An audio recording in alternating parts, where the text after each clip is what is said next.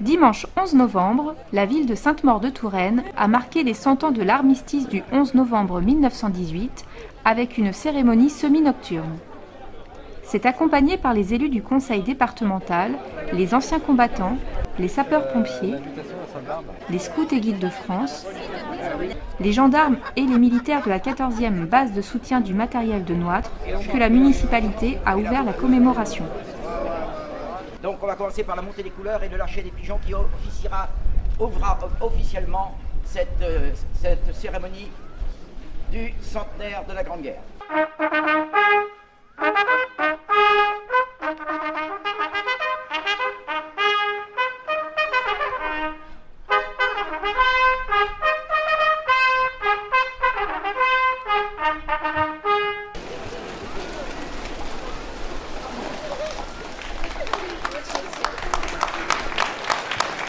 Pour l'occasion, une exposition avait été organisée dans les nefs des Halles avec le concours de l'association philatélique, la Société des Amis du Patrimoine et un artiste de la région.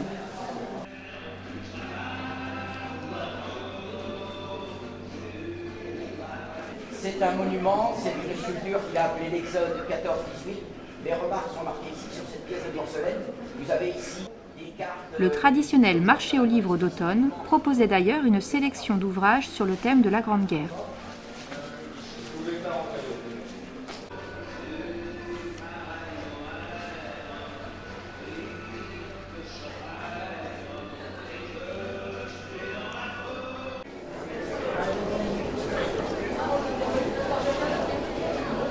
Précédé par l'union musicale, le cortège officiel s'est dirigé vers le monument aux morts.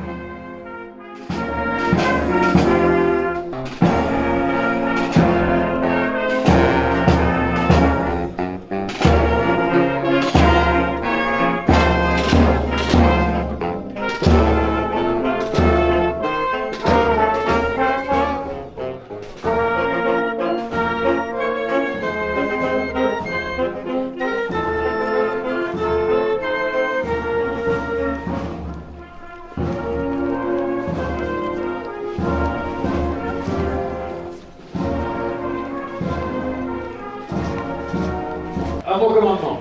Garde à vous.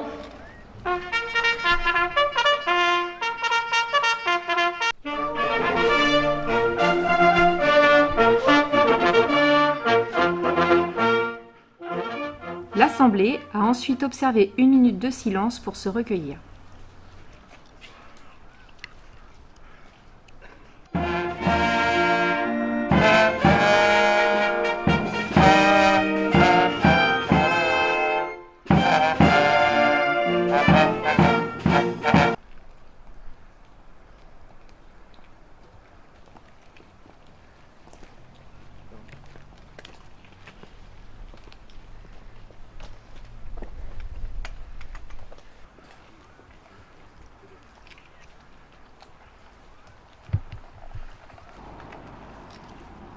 Dépôt de gère par les représentants du conseil départemental.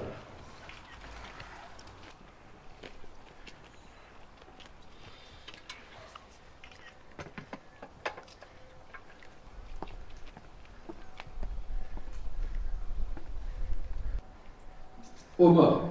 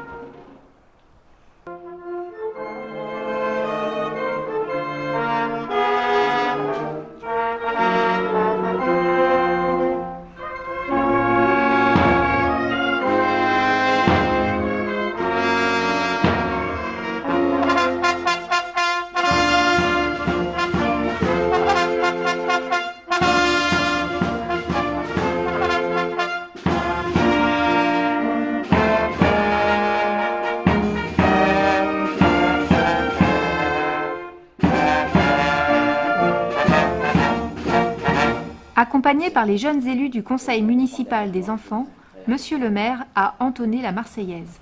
Allons enfants de la patrie, le jour de gloire est arrivé. Contre nous de la tyrannie, l'étendard sanglant est levé, l'étendard sanglant est levé. Entendez-vous dans nos campagnes mugir ces féroces soldats qui viennent jusque dans vos bras, égorger vos fils et vos compagnes, aux armes citoyens, formez vos bataillons, marchons, marchons, qu'un sang impur abreuve nos sillons. Merci. S'en sont suivis les discours des personnalités présentes. Mesdames et messieurs, bonsoir. Je vais vous lire le message de la secrétaire d'État aux anciens combattants. Le 11 novembre 1918 à 11h. Les clairons sonnent le cessez-feu sur la ligne de front. Dans toutes les villes, dans tous les villages, les cloches sonnent à la volée comme elles n'ont jamais sonné auparavant. Les combattants et les civils saluent une victoire très chèrement acquise par notre patrie. 1 400 000 militaires morts, autant d'invalides gravement handicapés et 10 départements dévastés. Cette victoire est celle d'un peuple qui est resté uni dans les épreuves et d'alliés qui ont su taire leurs différences dans les moments difficiles. Elle est également celle d'une armée qui s'est adaptée à la guerre moderne en développant les armes et les techniques nouvelles, notamment l'aviation, les chars, les armes automatiques légères et la chirurgie plastique. Cette victoire rend à la France l'Alsace et la partie de Lorraine perdue en 1871. Les Français espèrent que le nouvel ordre international instauré par les 4 traités qui mettent fin à la guerre apportera la paix en Europe et plus largement dans le monde.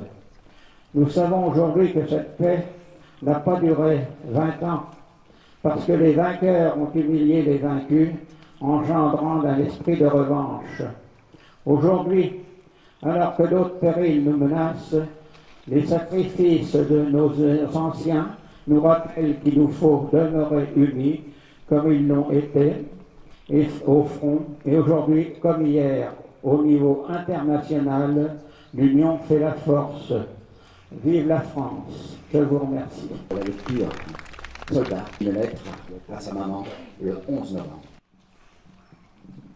Ma chère mère, ce matin, de bonne heure, les autos américains et français qui défilaient sur la route à 100 mètres de notre installation à Borène, des drapeaux. Et à 11h, nous apprenions à la fois la signature de l'armistice, la fuite des vieux bandits et de la révolution embauchée. Et de toutes les cloches des villages voisins sonnèrent des joyeux carillons. Cependant que le canon a cessé de tonner et que le soleil de la fête aussi. Fêter l'été de la Saint-Martin et la fin de la guerre. De dire notre joie à tous est impossible. Ma première pensée a été pour ceux que j'aime, pour toi, ma chère vieille maman, qui va retrouver ton pays redevenu français. J'ai jeté un regard sur les Vosges qui se profilaient devant nous. Les deux versants en sont français maintenant et pour toujours.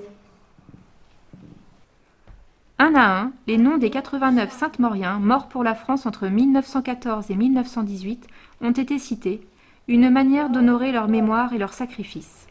Bro, Louis.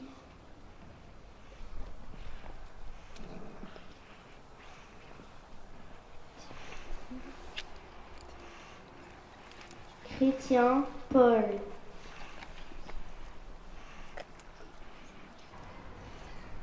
Guinou, Alexandre.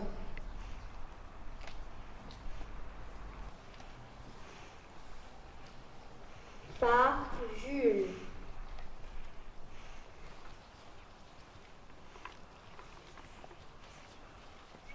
Tagat, Clément.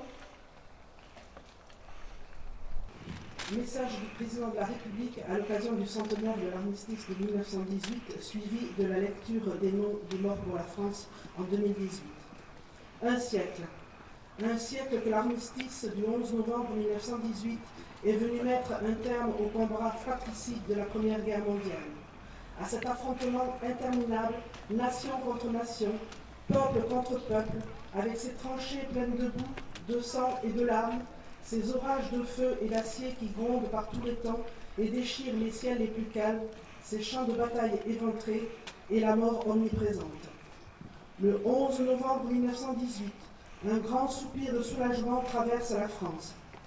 Depuis Compiègne, où l'armistice a été signé à l'aube, il se propage jusqu'au champ de bataille. Enfin, après 4 interminables années de bruit et de fureur, de nuit, de terreur, les armes se taisent sur le front occidental. Enfin, le vacarme funeste des canons laisse placer à la clameur allègre qui s'élève des volées de cloches en sonnerie de clairons, d'esplanades de grandes villes en place de villages. Partout, on célèbre alors avec fierté la victoire de la France et de ses alliés. Nos poilus ne se sont pas battus pour rien, ils ne sont pas morts en vain. La patrie est sauvée, la paix enfin va revenir. Partout aussi, on constate le gâchis et on éprouve d'autant plus le deuil, là par un fils qui pleure son père, ici un père pleurant son fils, là comme ailleurs, une veuve pleure son mari, et partout on voit défiler des cortèges de mutilés et de gueules cassées. Françaises, Français, dans chacun de nos villes et dans chacun de nos villages, Françaises, Français, de toute génération et de tout horizon, nous voilà rassemblés en ce 11 novembre pour commémorer la victoire, mais aussi pour célébrer la paix. Nous sommes réunis dans nos communes, devant nos monuments aux morts, pour rendre hommage et dire notre reconnaissance à tous ceux qui nous ont défendus hier, mais aussi à ceux qui nous défendent aujourd'hui jusqu'au sacrifice de leur vie. Nous nous souvenons de nos poilus morts pour la France, de nos civils dont beaucoup aussi ont perdu la vie, de nos soldats marqués à jamais dans la chair et dans l'esprit, de nos villages détruits et de nos villes dévastées. Nous nous souvenons aussi de la souffrance et de l'horreur de tous ceux qui ont quitté leur terre et sont venus d'Afrique, du Pacifique et d'Amérique sur ce sol français qu'ils n'avaient jamais vu et qu'ils ont pourtant vaillamment défendu. Nous nous souvenons de la souffrance et de l'horreur des 10 millions de combattants de tous les pays qui ont envoyé dans ces combats terribles. Françaises, Français, nous sommes aussi unis en ce jour dans la conscience de notre histoire et dans le refus de sa répétition. Car le siècle qui sépare le terrible sacrifice des femmes et des hommes de 14-18 nous a appris la grande précarité de la paix. Nous savons avec quelle force les nationalismes, les totalitarismes peuvent emporter les démocraties et mettre en péril l'idée même de la civilisation. Nous savons qu'avec quelle sévérité l'ordre multilatéral peut soudain s'écrouler. Nous savons que l'Europe unie, forgée autour de la réconciliation de la France et de l'Allemagne, est un bien fragile plus que jamais. Vigilance, tel est le sentiment que doit nous inspirer le souvenir de l'effroyable hécatombe de la Grande Guerre. Ainsi serons-nous dignes de la mémoire de celles et ceux qui, il y a un siècle, sont tombés. Ainsi serons-nous dignes de sacrifices de celles et ceux qui, aujourd'hui, font que nous nous tenons là, unis, en un peuple libre. Vive l'Europe en paix, vive la République et vive la France. Les remerciements, bien sûr, à toutes celles et tous ceux qui sont là aujourd'hui, mais plus particulièrement cette année. J'ai eu l'honneur, l'avantage et le privilège d'avoir autour de moi, sans citer sur la gauche, emmené par le colonel François Ortely, commandant la 14e Basse-Mat de Noître, et du lieutenant-colonel Burollet, qui m'ont fait l'amitié, mes chers amis, avec quelques-uns des officiers du camp de Noître d'être là. Je vous en remercie profondément.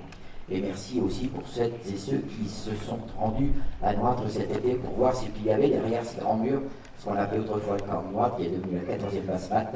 Et je remercie encore le collègue de m'y avoir invité. Madame Nadège Arnaud, vice-présidente du conseil départemental, et M. Étienne Martegout, qui sont nos représentants au sein du conseil départemental, et je les remercie pour la gerbe déposée avec nous sur notre monument en souvenir de nos disparus. La gendarmerie, le major Costa, ces hommes et ces femmes qui assurent notre sécurité aujourd'hui, l'union musicale qui a réussi à se libérer et nous accompagner, merci beaucoup, merci à vous. Les scouts qui sont venus nous rejoindre cette année et que je remercie pour la lecture du soldat, le corps des sapeurs-pompiers qui nous ont quittés tout à l'heure, vous avez vu ce que c'est le service, un coup d'appel et on est parti, mais il m'en est resté certainement. Merci à vous, merci à son commandement, donc à Denis Joubert, d'avoir réussi à récupérer et nous a fait accompagner de quelques hommes. Merci également donc au monde de l'enseignement, mesdames et messieurs les directeurs d'école, merci aux enfants, merci à M. Charbonneau pour son lâcher de pigeons tout à l'heure, les anciens combattants bien sûr de Sainte-Maure-de-Touraine, mais aussi des communes environnantes, les services techniques et administratifs de la ville et les moyens généraux.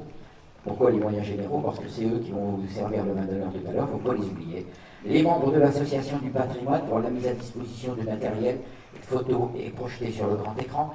Le sculpteur qui est là parmi nous, Christian Queneau, qui est un ancien élève. Alors quand je vais vous dire de quoi il s'agit, vous allez comprendre pourquoi il est parti de la ferraille. C'est un ancien élève de Calder qui nous a confié de ses œuvres et que j'aurai l'occasion de remercier car il nous a également offert une superbe chèvre que nous installerons dans quelques semaines au Carrefour. Une chèvre métallique qui fera le renom de la commune comme celles qui sont là-haut peintes sur le château d'eau. Et M. Carillon, bien sûr, c'est l'homme qui se promène habillé en américain. Donc, si par hasard il n'a pas pu s'habiller en français, il s'est habillé en américain. C'est lui qui nous a prêté également une magnifique collection avec les 2 mannequins et du matériel de la Première Guerre mondiale. Le club de philatélie, bien sûr, pour le prêt des tableaux avec les timbres de cette époque. Les parents qui ont accompagné leurs enfants pour ce travail de mémoire. Les enfants, bien entendu, et plus particulièrement le conseil municipal des jeunes, les commerçants, les artisans, vous tous et vous toutes, mesdames et messieurs. Alors, comme vous l'avez très certainement compris, nous avons souhaité associer un maximum de nos jeunes pour la commémoration de la fin de la Grande Guerre et les faire travailler sur un projet en conseil municipal des enfants et qu'ils en soient fiers de vous présenter, comme ils l'ont su vous le montrer, devant parents, familles, anciens combattants, jeunes et aînés, par ce geste symbolique de déposer cette flamme à nos chers soldats disparus, de ce parterre de roses blanches dédié à chacun des enfants de notre commune qui ont donné leur vie entre 1914 et 1918, à la confection de ce drapeau bleu-blanc-rouge, je regarde derrière moi s'il est bien bleu-blanc-rouge effectivement, en miniature où sont inscrits donc les noms de nos chers disparus, à la lecture du jeune scout, de ce fils de la lettre de sa maman, à cette marseillaise qu'ils ont entonnée avec moi.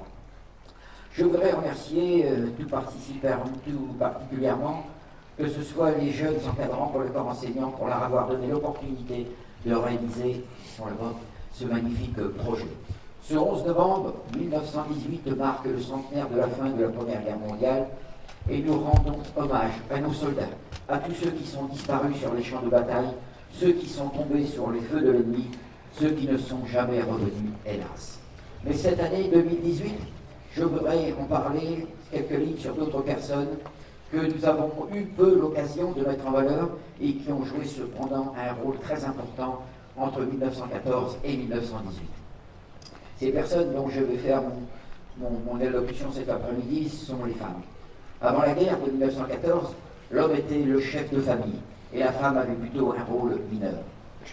C'est l'homme qui assurait les travaux nécessitant la force physique, alors que la femme devait gérer le cercle familial, s'occuper de la maison, des enfants, de l'hygiène, de l'alimentation. Son implication au sein du foyer était plutôt, excusez-moi l'expression, domestique. Elle n'avait pas le droit de détenir les comptes. La plupart étaient employées dans les fermes, dans l'agriculture, dans la confection, ou encore quelques-unes dans des débits de boissons. La guerre va changer radicalement le rôle des femmes dans la société française. Un rappel de l'histoire, rappelez-vous, le 1er août, les affiches qui étaient le meilleur moyen de communiquer sont placardées dans toute la France pour la mobilisation générale et le 2 août 1914, la France entre en guerre contre l'Allemagne. Les hommes font leur devoir. Ils sont mobilisés et partent portés par l'idée qu'ils font de l'héroïsme de leur virilité. On est des hommes, pas des mauviettes, on va leur mettre la pâtée. Les femmes restées seules pleurent la séparation, mais surtout car elles ont bien compris que la guerre signifie l'absence du mari ou des fils. Elles aussi ont compris que la guerre signifie la mort. Alors elles se montrent courageuses et prêtes à relever le défi. Dans le domaine de l'agriculture, en 1914, 80% de la France est rurale. Les hommes sont majoritairement des paysans et il faut les remplacer au pied levé. De plus, on est au mois d'août et c'est la saison des moissons et les prémices des vendanges qui se dessinent à l'horizon. Il faut faire le travail, sinon l'argent ne rentre pas. Alors, elles vont remplacer les hommes partis sauver la France. Elles prendront quelques conseils auprès des anciens, assureront le travail des champs, procéderont à la vente des animaux, produiront des légumes, fabriqueront le beurre et le fromage et assureront également les vendanges et le travail du vin. Elles s'engagent comme infirmières, au-delà d'un monde agricole. Les femmes de la ville veulent également s'engager à être utiles. Cependant, pour être infirmière, il faut au moins savoir écrire et lire. Ce rôle sera tenu par la petite bourgeoisie qui vont bénéficier d'une formation accélérée. Elles ne montent pas au front, mais elles vont prêter main forte dans tous les hôpitaux, comme par exemple celui de Tours ou celui d'Amboise. Elles sont volontaires et bénévoles. Leurs actions sont déterminantes. Elles sont pleines de bonne volonté, mais très vite dépassées par le nombre important de blessés. Exemple, à Tours, des trains entiers de blessés arrivent du front. Elles relèvent cependant le défi et en oublient leur temps de repos. Elles sont épuisées, fatiguées, mais elles sont fidèles à leur poste.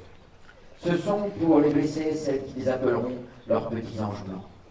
Malgré la charge de travail et la vision des blessures, elles sont à la hauteur et font preuve de beaucoup d'empathie. En partant la fleur au fusil, les hommes avaient dit « la guerre sera courte et nous rentrerons pour les vendanges ». En fait, elle va durer 4 longues années. Les femmes renforcent le manque d'hommes dans l'industrie pour fabriquer des munitions, mais pas uniquement dans ce domaine. Partout, on aura besoin de main-d'œuvre. Elles travaillent dans le secteur de l'automobile pour transporter les renforts et l'approvisionnement au front et ramener les blessés. Elles fabriquent les uniformes aux soldats. Elles fabriquent les casques et trouvent le temps de glisser à l'intérieur de la doublure des petits messages de soutien, comme par exemple « on pense à vous » ou encore « j'espère que ce casque vous sauvera la vie ». Les femmes sont partout et sur tous les fronts, et en assurant notamment les livraisons, conduiront les taxis, les autobus, voire aussi les ambulances. Elles effectueront des tâches encore plus pénibles et plus fatigantes, comme livrer le charbon ou les chargements des tonneaux sur les charrettes. Voici en quelques lignes un aperçu rapide de la vie des femmes durant la Première Guerre mondiale, et je voulais aujourd'hui devant vous, mesdames et messieurs, leur rendre cet hommage, trop souvent ignoré, presque oublié, mais qui auront tenu la baraque France pendant ces 4 années, laquelle durera la guerre. Et je reviens sur nos jeunes soldats qui avaient 20 ans à l'époque quand ils sont partis, comme le montrent ces images que vous avez pu voir au cours de la semaine sur les reportages, la fleur au fusil, mais qui ne sont jamais revenus au pays. Comme vous le savez, le 11 novembre 1918, à Rotonde, est signé à l'aube l'armistice qui met fin à la Première Guerre mondiale.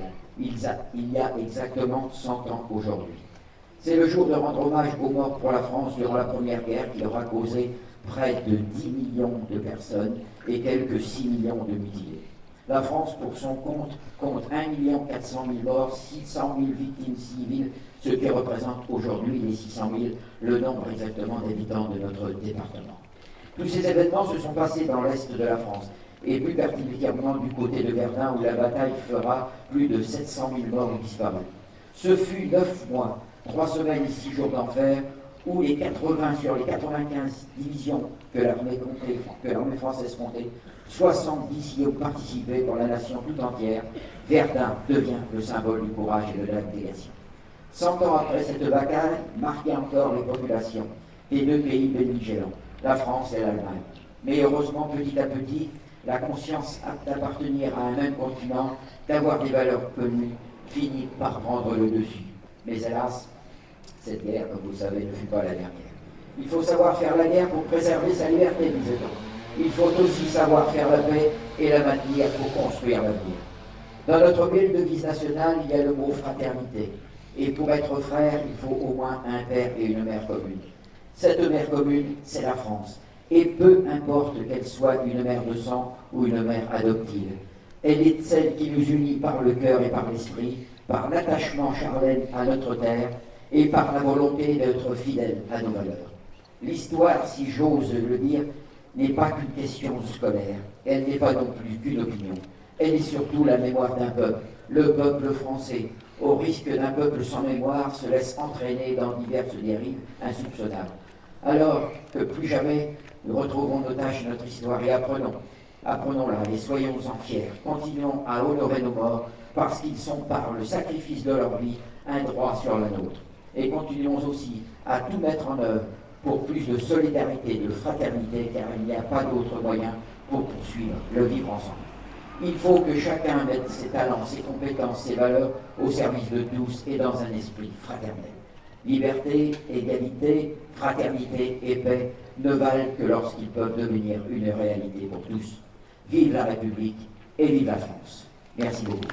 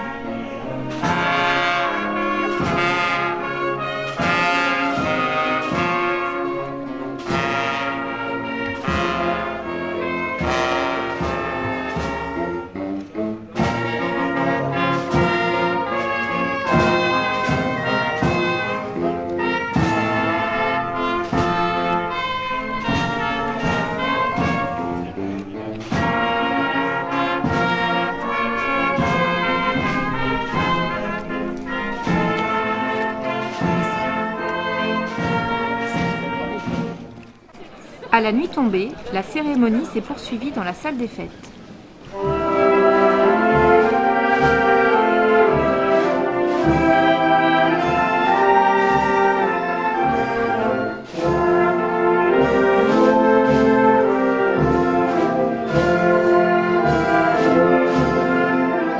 Donc pour vous remercier, Monsieur le maire, de toute l'attention que vous portez à nous, les anciens combattants, nous vous remettons la médaille du père Brottier. Voilà, monsieur le maire. Alors, vous avez la médaille a été édifiée avec le président Jacques Clemenceau et le père Brottier.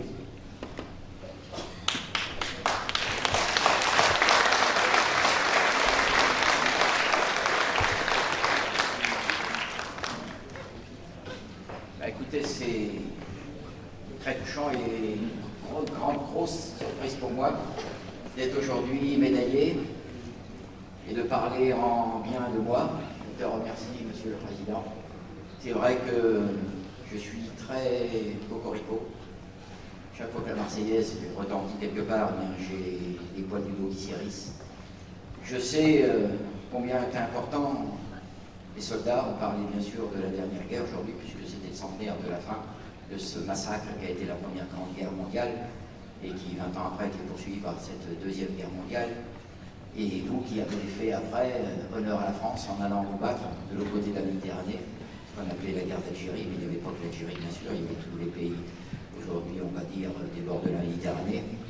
Et puis en me remettant cette médaille à laquelle je ne m'attendais pas, eh bien je ne savais pas que j'aurais l'opportunité un jour, en étant maire de Sainte-Maure, de recevoir une médaille de la part des militaires. Eh bien c'est avec un grand honneur et toutes mes félicitations à toutes et à tous que je l'accepte bien volontiers et que je vous en remercie toutes et tous. Merci beaucoup, messieurs là. Merci beaucoup. Moi, je vais remettre une médaille à notre président, Claude Molusson, la médaille du Djebel argent. Donc la médaille argent, Djebel, voilà, au nom de la section de Sainte-Maure. Bravo. Je te remercie. Voilà. Merci.